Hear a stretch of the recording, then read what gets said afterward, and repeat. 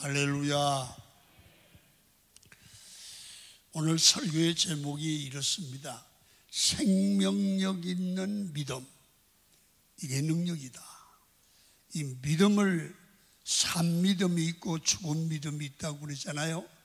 우리는 살아있는 믿음을 가지고 어려운 세상이지만 믿음이 살아있을 때 세상을 넉넉히 이길 줄 믿습니다.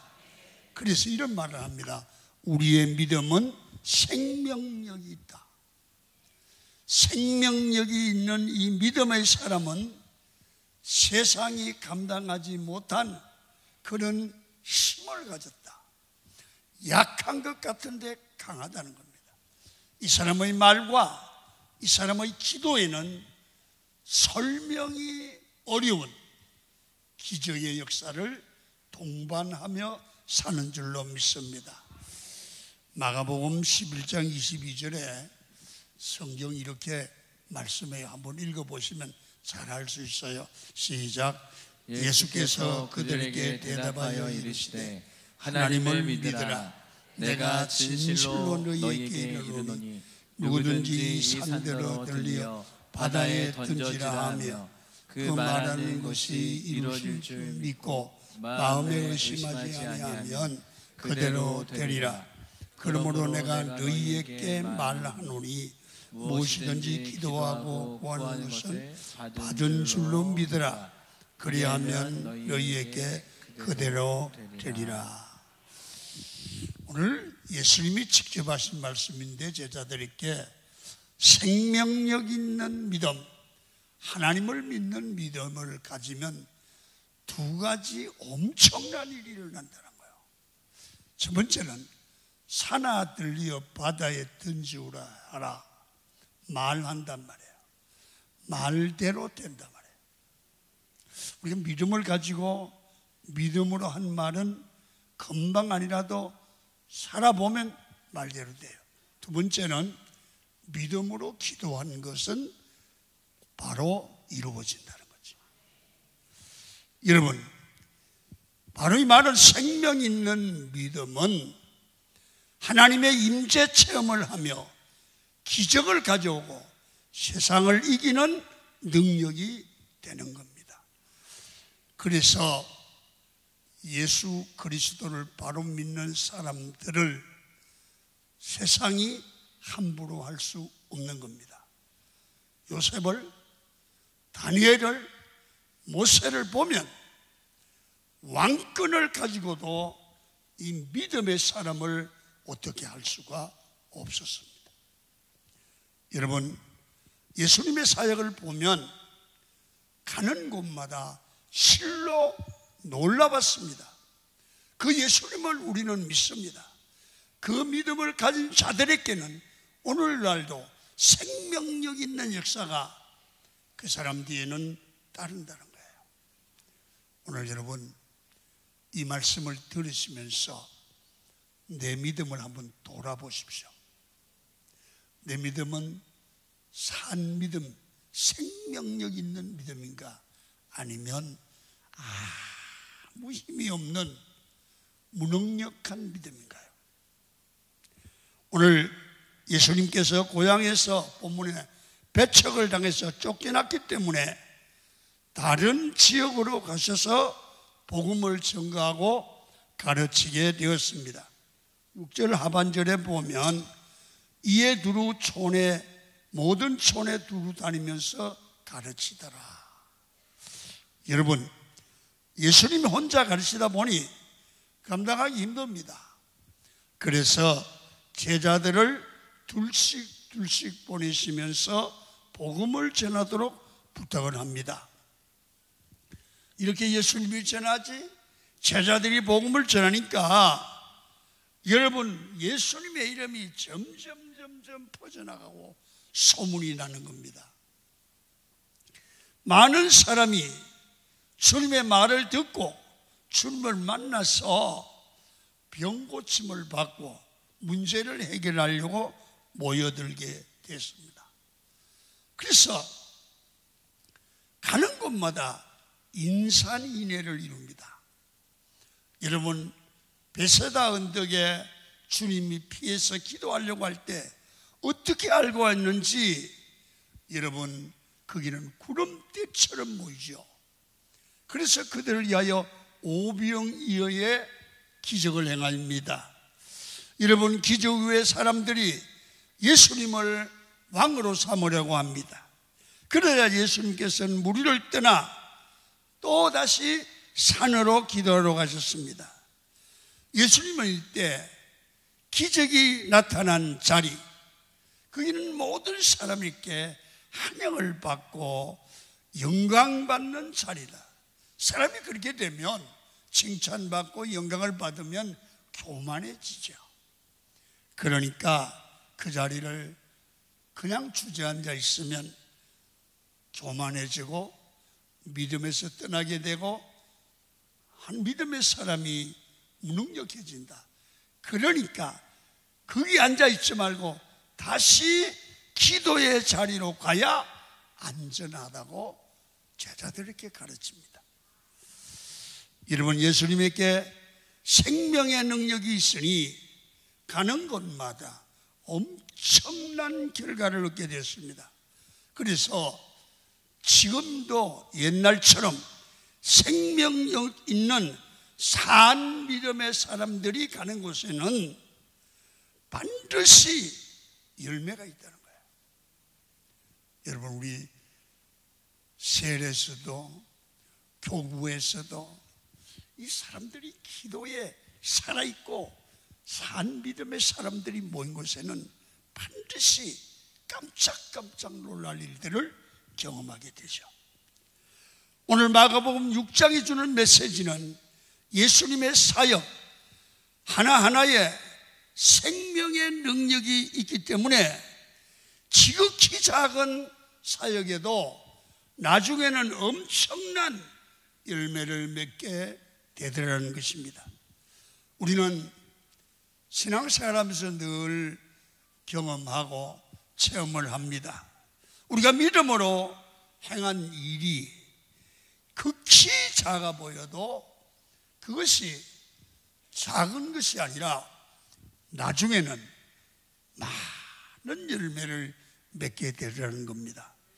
지금 우리가 한번 드리는 예배와 한번 우연히 하나님께 기도하고 기도받은 것 때문에 내 인생이 10년 내지 20년 후에는 엄청난 변화와 엄청난 열매를 맺게 되더라는 겁니다. 그것이 뭐냐? 믿음으로, 산 믿음으로, 생명력 있는 믿음으로 드린 예배, 거기서 받은 은혜, 그렇게 기도하다가 체험한 은혜는 그 사람의 생애를 바꾸어 놓을 수 있다는 거죠. 여러분, 왜 우리가 신앙생활 하실 때 충성하지 못하고 헌신하지 못하고 되는 대로 삽니까? 여러분, 지금 내가 하는 일이 너무 적게 보이고 무의미하게 보이기도 하지만 그 사역이, 그 일이 뭐 크게 중요하지 않다고 생각하거나 믿음이 없기 때문입니다. 그러나 여러분, 우리는 가정에서든 교회에서든 작은 믿음의 행위가, 작은 예배의 하나가, 여러분 기도하는 것이 모이고 하면 엄청난 열매를 맺게 됩니다. 여러분, 이런 얘기 들어보셨습니다. 나비 효과라는 얘기요. 이런 얘기입니다. 설명을 하면 북경에서 나비 한 마리가 날개짓을 합니다. 이 날개짓을 하는 걸 보고 옆에 있는 나비가 똑같이 날개짓을 합니다.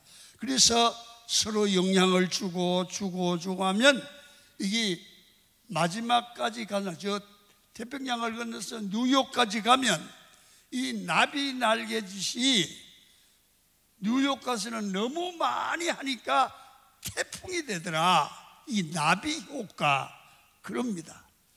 여러분, 이런 겁니다. 지금 내가 작게 충성하는 일이 지금은 작고 보잘것없어 보여도 계속하면 나중에는 엄청난 열매를 거두게 된다는 거죠. 여러분, 생명력 있는 믿음을 일상에서 늘 계속할 때 나중에는 세상을 움직이는 엄청난 기적의 열매를 맺게 됩니다. 그래서 우리는 신앙생활을 일상에서 성실히 해야 됩니다. 대충 믿거나 대충 예배하거나 대충 기도하지 말고 기도 한마디, 예배하는 순간 일상을 최선을 다하고 그게 생명력을 발휘할 때 이게 쌓이면 나비 효과가 나타나서 내 생애에 엄청난 열매가 만들어질 줄 믿습니다. 그러기 위해서는 우리 일상에서 우리가 허투루 살지 말고 일상에서 정말 산 믿음을 가지고 예배하고 산 믿음을 가지고 충성하고 산 믿음을 가지고 기도해야 됩니다. 자, 그러면 이렇게 날마다 은혜 받는 삶이 되기 위해서는 우리는 어떻게 해야 되느냐?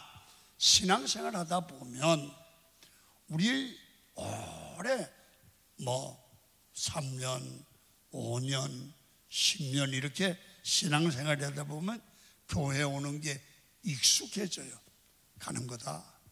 찬송하고 예배하는 거 그래 익숙해지니까 졸기도 하고 이러지 않습니까? 그걸 익숙한 곳입니다. 그런 익숙한 그런 예배 태도를 그냥 계속하면 안 된다 이거죠. 그것을 자극을 주는, 변화를 주는 그런 장소, 그런 예배처, 그런 곳으로 가서 내 신앙을 변화를 시켜야 된다는 거예요. 익숙한 곳에 그냥 주저앉아 있으면 이 신앙의 변화가 안 일어나는 거예요.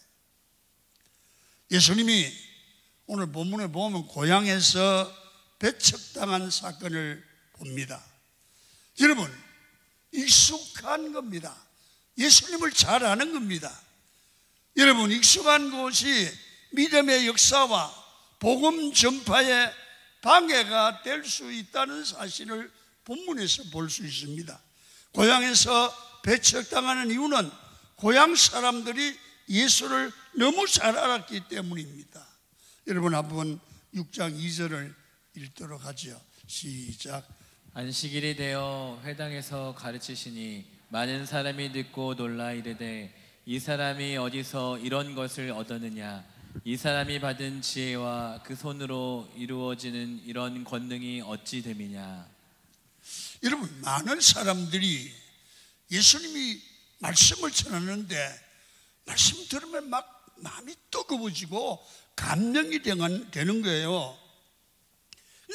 성경은 뭐라고 하느냐면 예수님이 가르침에 놀랍다 그랬어요. 놀랍다, 충격이 된다, 마음에 어떤 진림이 온다, 많은 감명을 받았다는 겁니다. 그런데 이 사람들이 예수를 아는 거예요, 과거를. 여러분, 그러니까 여러분 놀라기는 하는데 감명은 받는데 예수님의 말씀을 자기의 것으로 받아들여서 자기가 변화되거나 성장하는데 영적 양식으로는 안 삼더라는 거죠. 여러분, 그래서 예수님을 메시아로 믿거나 인정하거나 받아들이거나 구원주로 보지 않으니 예수님은 고향에서 복음 사역이 잘 되지 않았다는 겁니다. 왜 그럴까? 예수님을 과거를 잘 아는 거예요. 자, 보세요. 어떻게 하는지. 3절입니다. 시작. 이 사람이 마리의 아들 목수가 아니냐? 됐어요. 거기요. 부모를 안다는 거예요. 마리아의 아들 목수가 아니냐. 또 다음. 야고보와 요셉과 유다와 시몬의 형제가 아니냐? 이건 뭐예요? 형제를 안다는 거예요. 그 다음에 그 누이들이 우리와 함께 여기 있지 아니하냐 하고 누이도 안다는 거예요. 그러니까 자상하게 하는 거예요. 저 사람 목사 아들 아니야? 저 사람 부모 알아? 형제 알아? 누이 알아? 이것 때문에 예수님의 말씀의 능력이 그들에게 변화를 주거나 생명을 살리는 일이 안 되더라는 거죠. 신앙에 지장이 있었다는 거죠. 그렇습니다. 신앙생활을 오래 한 사람들은 신앙의 연수가 믿음의 크기라고 생각할 수가 있습니다. 그러나 그렇지 않습니다. 아무리 오래 믿어도 여러분 전통적인 사고를 가지고 막 그거 나 알고 있어 이런 식으로 말씀을 받아들이면 이 사람은 변화가 살아있는 믿음이 올 수가 없어요. 믿음은요, 예배 드릴 때마다 순간마다 이 예배가 하나님의 임재가 있고 이 말씀이 주의 말씀이고 나를 살리는 말씀으로 받아들이고 확인돼야 영이 살아날 줄 믿습니다. 여러분, 나는 몇 년 교회 다녔고 나는 목사의 아들이고 장로 근사의 아들과 딸이고 회장이고 셀리더고 교사를 몇 년 했다고 자랑하고 그것이 신앙의 크기가 아니라 내 신앙이 하나님 앞에 어떠냐가 중요한 겁니다. 이런 과거의 이 이력이 내 신앙의 장애가 될 수 있다는 것을 기억해야 됩니다. 여러분, 선입견 때문에 예수님 믿고 의지하는 믿음을 잃을 수 있다는 겁니다. 그래서 예수님께서는 우리의 익숙한 과거의 신앙생활을 이제는 내려놓자 새로운 신앙제서로 순간순간 초신자 같은 그런 마음으로 예배에 참여하고 기도하고 그럴 때 믿음이 성숙하고 새로운 은혜를 받을 수 있는 줄로 믿습니다. 예수님께서도 고향에서 머물러 앉아 계시지 않고 새로운 곳으로 옮김으로 자기의 영성을 새롭게 하죠. 여러분, 창세기 12장에 보면 하나님께서 아브라함을 갈대아 우르에서 가나안으로 부르십니다. 부르신 이유는 아브라함이 갈대아 우르에서 계속 살아서는 작품이 있는, 다시 말하면 하나님이 쓰시는 위대한 아브라함이 나올 수가 없다는 거예요. 사람은 안정적인 것, 안주하는 것을 좋아하시지만 안정적인 삶이 나를 영적으로 썩게 만들고 영적으로 병들게 할 수 있다는 것입니다. 그래서 언제나 새로운 것을 향해 나가는 믿음의 사람이 될 수 있기를 축원합니다. 예수님도 옛날 살던 고향에서는 능력을 행할 수가 없었습니다. 6장 5절을 한번 읽어요. 시작. 거기서는 아무 권능도 행하실 수 없어. 파워풀한 인생, 생명력 있는 믿음의 사람이 되려고 하면 내가 원하고 안주하고 편한 곳에 있는 것이 아니라 주님이 부르시는 새로운 것을 향하여 도전하고 새롭게 기도하고 엎드릴 줄 아는 결단과 변화의 용단이 필요합니다. 예수님은 고향을 떠나 다른 곳으로 가시니까 그의 사역에 풍성한 열매를 거두게 되었습니다. 주님의 강점은 예수님은 고향에 집착하지 않았습니다. 여러분, 우리가 살아가면서 무엇이든지 기도하고 하는데도 잘 안 될 때가 있잖아요. 그때는 그 속에, 잘 안 되는 속에 하나님의 메시지, 하나님의 뜻이 있는 줄 아시고 기도하면서 왜 안 될까? 주의 뜻을 찾기를 축원합니다. 거기는 어떤 면에서 다른 방향으로 계속 고집하지 말고 다른 방향으로 가라는 주님이 원하시는 뜻이 있을 수 있습니다. 여러분, 무엇이든지 잘 되면 순종하며 충성하면 되는데 하나님이 막으시고 안 되게 하면 그때는 어떻게 합니까? 우선 되는 것부터 하면 됩니다. 여러분, 예수님이 그런 식으로 사역을 하고 계십니다. 예수님은 사역을 방해하는 고향을 피해서 여러분 새로운 곳으로 가니까 거기서 사역이 커지고 확산되면서 결국은 큰 열매를 거두지 않습니까? 여러분, 사도 바울의 사역을 보면 참 좋은 교훈을 받습니다. 여러분, 열심히 복음을 전하는데 사람들에게 잡혀서 감옥에 쳐넣게 됩니다. 감옥에 가니까 거기도 전도의 대상이 있습니다. 감옥에서도 전도하고 거기서 여러분 바울 서신을 쓸 수 있는 시간과 계기가 되었습니다. 무엇이든 삶에서 내 생각에만, 내 고집으로만, 내 방법으로만 하려고 하지 말고 하나님께 기도하고 하나님이 인도하시는 대로, 열리는 대로 충성하면 더 좋은 일을 하나님이 만들어 주실 줄로 믿습니다. 이제 전통적인 신앙생활을 하던 삶을 고집하지 마십시오.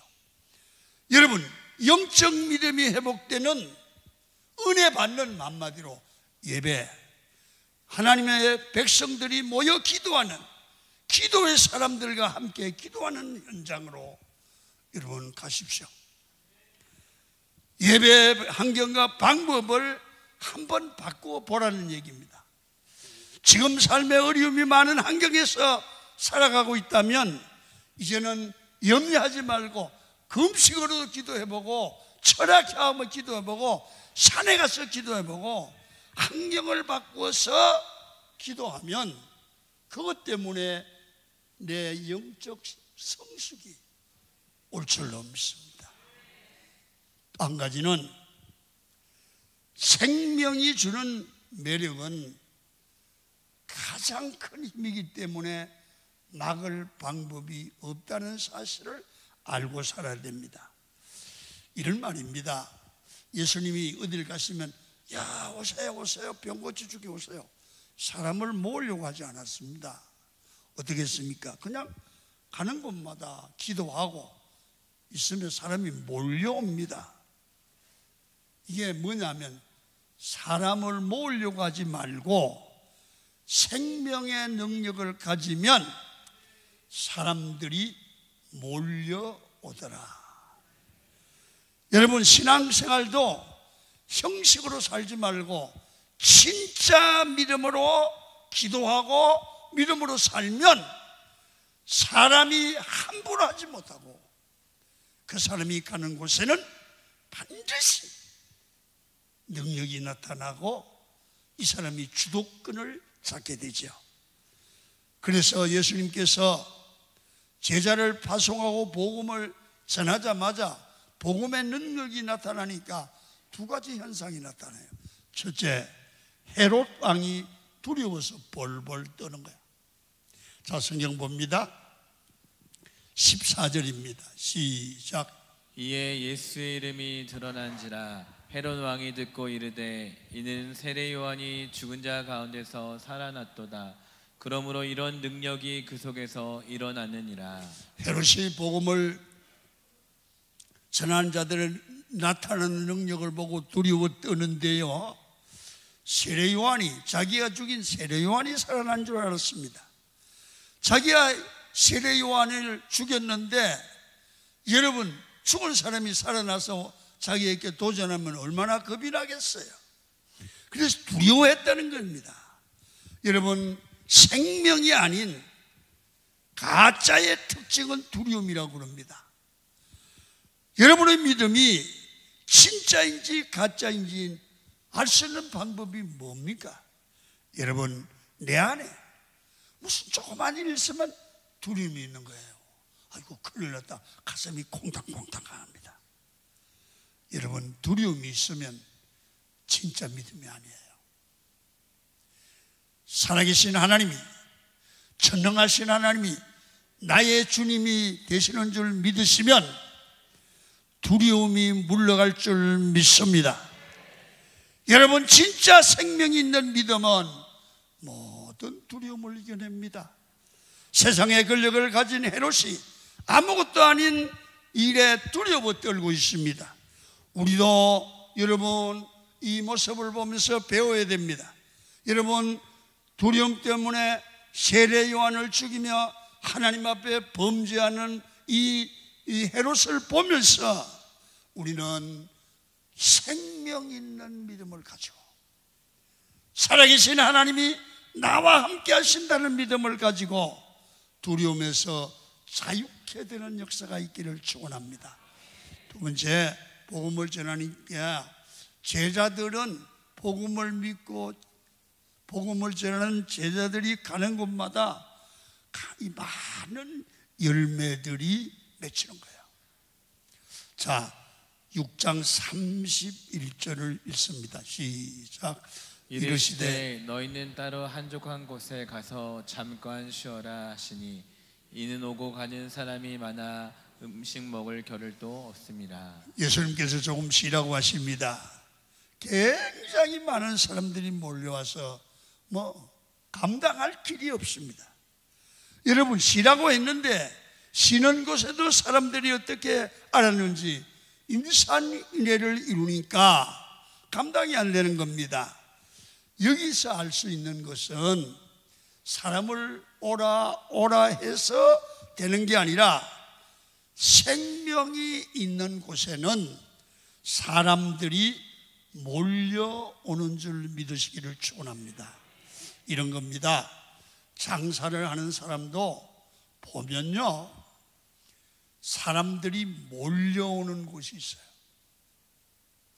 번호표를 타는데 아이고, 어떤 때 가봤더니 청국장 먹는데 번호표를 60번을 받아가지고 앉아서 1시간을 기다려요.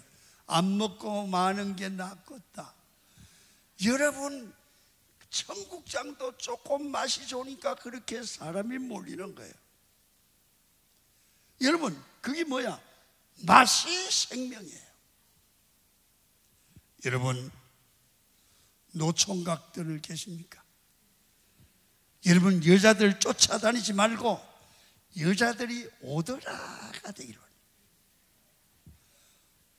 반대로 노처녀도 애쓰지 말고 노총각들이 오더라. 어떻게? 구름대처럼 몰려오면 좋겠습니다. 음식점은 특별히 맛이 있으면 몰려오지요. 이게 생명의 매력이며, 이 생명의 매력의 특징은 다른 사람이 흉내낼 수 없는 생명입니다. 교회도 그렇습니다. 교회도 그 교회 예배의 맛이 음식점의 맛처럼 예배 한번 드리면 살만 나고 문제가 해결되면 교인들이 오더라 그 말입니다. 오더라 그 말입니다. 오더라. 여러분, 본문의 오병이어 기적에서 말씀하는 메시지가 무엇입니까? 여기는 강야입니다. 빈들이죠. 그러나 생명의 주님이 강야에 계시니까 수많은 사람들이 거기에 몰려오더라. 수많은 사람들이 몰려오더라. 여러분, 강남에 어떤 젊은 청년이 하도 안 되니까 계속 기도했어요. 그랬더니 사람들이 하루에 3시간, 4시간 기도하는 방언 기도하더라고 보니까. 근데 사람들이 와서 기도하다가 은사 받고, 기도하다가 능력 받고, 기도하다가 문제 해결되고, 기도하다가 고침을 받으니까 소문이 나가지고 몇백 명이 모여드는 거야. 이 뭐야? 오더라입니다. 오더라. 여러분, 하나님의 생명이 있으니까 장정만 5,000명이 몰려들었습니다. 최악의 장소와 환경이라도 생명이 있으면 사람들이 모이는 것입니다. 여러분, 중요한 것은 모이라가 아니라 생명의 매력이 있으면 교통이 나빠도 가기는 일이 힘들어도 여러분 오지 말라고 해도 생명의 매력이 있으면 그 음식점은 찾아오고 그 교회는 부흥이 될 줄 믿습니다. 교회도 음식점도 생명이 있어야 합니다. 사람들은 누구나 생명이 있는 곳에 모이기 때문입니다. 여러분 신앙생활에서 제일 안 좋은 게 뭡니까? 억지로 하는 겁니다. 그럴 때는 힘이 들고 열매가 없는 것입니다. 시편 52편에 다윗의 참된 신앙 고백이 나오지요. 하나님 앞에 자원하는 심령을 달라고요. 자원하지 않는 것은 생명이 없는 것이고 가짜고 두려운 것입니다. 여러분 우리 믿음이 살아있다고 하면 예배가 억지로 끌려 나오지 않죠. 예배가 좋은 거예요. 예배 가면 주님의 음성을 듣는 거예요. 예배 가면 기도의 응답을 받는 거예요. 예배하면 마음에 치유가 일어날 줄로 믿습니다. 신앙도 자원하는 마음이 있어야 돼요. 그게 생명의 믿음이에요. 요즘 아이들이요 이 게임을 너무 좋아해가지고 엄마들이 골머리를 앓는 겁니다. 이놈아, 이제 애들만 게임하는 게 아니라 이제는 중고등부, 대학부, 청년, 이제는 장가 가고도 게임만 하는 사람이 장가. 여러분 아무리 말려도 게임하는 거예요. 그래서 동국대 교수가 그런 발표를 했어요. 게임을 애들이 싫어하게 하는 방법이 하나밖에 없다. 그럼 뭐냐? 이렇게 말했어요. 학교에서 게임을 하라고 강조해라. 그러면 애들이 안 한대요. 학교에서 하는 건 무조건 싫다고 그러니까. 여러분 교회가 설교가 은혜롭다는 말은 설교를 들으면 그 안에 하나님의 생명이 있다는 것이고 마음이 뜨거워지고 변화가 일어난다는 것이 설교 은혜롭다는 얘기겠죠. 그런데 설교를 해도 좋은 분들도 있고 은혜가 안 되는 분도 있습니다. 그래서 설교를 어떻게 하느냐면 진짜 지겹습니다. 그래서 목사님 설교를 25분 내로 하면 좋겠다 이거야. 그리고 40분 한 설교를 25분 줄이면 은혜 받을 것 같으죠. 천만에 더 좋아요, 더 지겨워요. 그 사람 5분으로 끝나라고 그래요. 여러분 사람들이 말을 많이 하면 저들끼리 이런 얘기해요. 설교하시고 앉았네 그러잖아요. 여러분 가슴 아픈 일이에요. 설교가 얼마나 안 들리면 그렇게 말합니까? 여러분 잘 들으십시오. 설교는 하나님이 내게 주시는 삶의 지침이고 생명줄인 줄로 믿습니다. 설교가 하나님의 음성으로 들리는 자가 복인 것입니다. 여러분 우리가 가짜로 사는 것이 아니라 내 안에 생명 되신 예수 그리스도를 모시고 참된 그리스도인으로 살아야 합니다. 그때 진짜 매력적인 그리스도인이 되고요, 그때 생명 있는 믿음의 사람이 되고 그 사람에게는 반드시 삶의 믿음의 열매가 맺히게 될 줄로 믿습니다. 그래서 생명의 매력, 믿음의 매력이 있는 성도가 되어야 된다. 마지막으로 승리한 후에는 가만히 있지 말아라 이거죠. 다시 영성 회복을 위하여 기도의 자리로 가라는 겁니다. 오병이의 기적은 중요하고 유명한 사건이었습니다. 그 자리가 제자들에게는 영광의 자리, 은혜의 자리, 승리의 자리, 기쁨의 자리입니다. 예수님께서 거기에 너무 오래 제자들에게 머물러 있지 말라는 겁니다. 자, 45절 봅니다. 시작. 예수께서 즉시 제자들을 재촉하사 자기가 무리를 보내는 동안에 배 타고 앞서 건너편 벳세다로 가게 하시고. 재촉을 하면서 제자들에게 예수님이 그 자리 빨리 떠나라는 겁니다. 왜? 제자들의 마음이 그 오병이의 기적에 붕 떠가지고 그 기분에 사로잡혀서 기도할 생각도 안 하고, 그러다가 교만한 마음이 들어가면 영성을 다 잊어버린다는 거죠.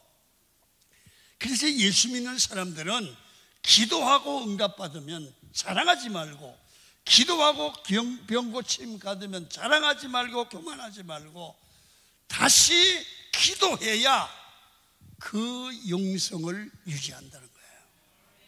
생명의 매력이 있는 사람은 기적의 자리에서 떠나야 되는 겁니다.